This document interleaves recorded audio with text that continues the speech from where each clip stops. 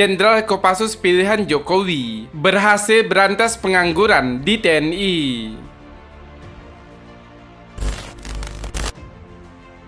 Ternyata perjalanan Jenderal TNI Andika Perkasa sebagai pimpinan tertinggi Angkatan Darat Tentara Nasional Indonesia tak seindah yang dibayangkan. Bagaimana tidak ketika pertama kali dipercaya dan diangkat Presiden Joko Widodo sebagai Kasat, Jenderal TNI Andika harus berhadapan dengan situasi yang cukup tak baik di dalam lingkungan militer Tentara Nasional Indonesia Angkatan Darat atau GRTC Rotation 2101. Saat pertama kali menjabat Kasat, Jenderal Berdarah Komando Pasukan Khusus itu berhadapan dengan masalah besar yang sedang dialami puluhan jenderal dan ratusan kolonel. Ketika itu, di tubuh TNI Angkatan Darat sedang terjadi pengangguran besar-besaran. Puluhan jenderal dan ratusan kolonel tak memiliki jabatan apa-apa. Apa yang terjadi di lingkungan TNI Angkatan Darat saat itu diungkapkan mantan koordinator Staf Ahli Kasat, Mayor Jenderal TNI Widodo Iriansah.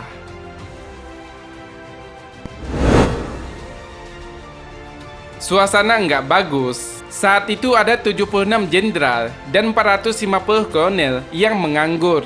Enggak cuma jenderal bintang 1, bintang 3 pun banyak. Itulah pertama kali kepemimpinan Jenderal Andika jadi Kasat diuji. Kata Majen TNI Widodo, dilansir Viva Militer, Rabu 30 Desember 2020, dari siaran resmi TNI Angkatan Darat. Menurut Majen TNI Widodo, membludaknya jumlah prajurit TNI berpangkat jenderal dan kolonel yang menganggur disebabkan tidak adanya solusi dan konsep yang jelas dari Kasat sebelum-sebelumnya. Dalam situasi itu, awalnya para perwira TNI Angkatan Darat banyak yang tidak yakin Jenderal TNI Andika bisa menuntaskan permasalahan besar itu. Bahkan Majen TNI Widodo sendiri mengaku sempat memprotes konsep yang dijalankan Jenderal TNI Andika. Tapi apa yang terjadi? Ternyata konsep pengembangan organisasi alias validasi orgas yang dijalankan Jenderal TNI Andika secara perlahan tapi pasti mulai berbuah manis. Dan akhirnya beliau berhasil memberantas masalah pengangguran di TNI Angkatan Darat dan semua perwira mendapatkan jabatan baru.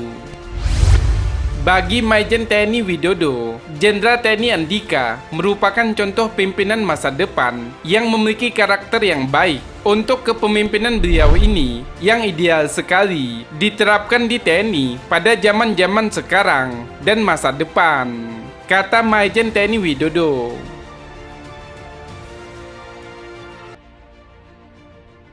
Perlu diketahui, Jenderal TNI Andika dilantik Presiden Jokowi sebagai Kasat di Istana Presiden pada 22 November 2018. Ketika itu Jenderal, jebolan Akademi Militer 1987 tersebut dipercaya Jokowi untuk menggantikan Jenderal TNI Mulyono.